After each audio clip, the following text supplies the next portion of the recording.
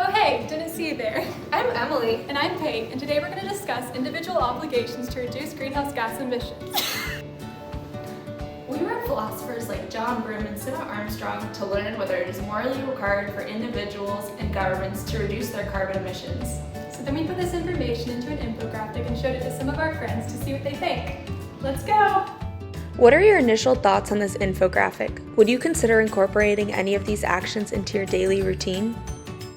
Little suggestions of things that we can tweak to reduce greenhouse gas emissions and stuff like that. And I feel like those are some pretty simple things that people can incorporate into their lives.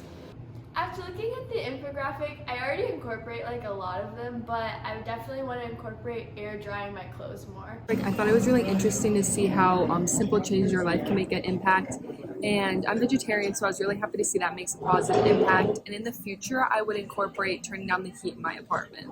I think I could definitely incorporate air drying some more of my clothes. I already do that with my work uniform, so I could definitely do that with more of my clothes. And also take the opportunity to carpool with my roommates more often when we're going to the same place. Is what difference would these small changes actually have? Could I really make a difference from changing some of my daily habits? But as I continue to look at the infographic, I realized the impact that even making one small change could have. So I realized if we all made some small daily habit changes, then we could make a difference.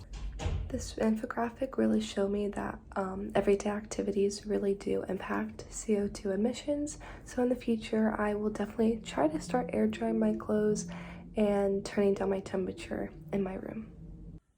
I think maybe I'll do the air drying my clothes more often thing because that's pretty easy. Do you think the government or individuals have a larger obligation to reduce emissions? I feel like that could go either way because if the government implements policies and stuff to enforce people to kind of shift their routines and stuff to be more, what's the word, sustainable.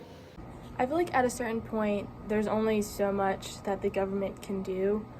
I think the individuals in society need to start taking more of a personal responsibility.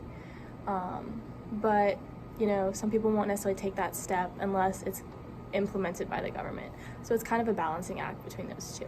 Understand the perspective of both Broom and Armstrong. I think a bigger impact will be made if we all choose to make changes on our own. So I think the obligation falls more with the individual, and that if we were all to make these daily changes, we'll be able to make a difference. I definitely think that the government has more of a foothold and more influence over what needs to get done, but also at the same time it is individuals' responsibility to tell the government what they want, but overall, government has more power. I do think that the government does have a larger obligation just because their actions can most likely have a larger impact, but I do think that it's important for people to also try to reduce their own emissions. I think individuals and the government both have obligations. Individuals can make simple changes in their daily lives as shown with the infographic, but however, I think governments can make a larger impact, especially globally, with placing restrictions on factories and trying to reduce CO2 emissions. I think the government, because individuals can't really make much of an impact on their own, and it's also their responsibility to make people do things like that and to control corporations that do the majority of pollution.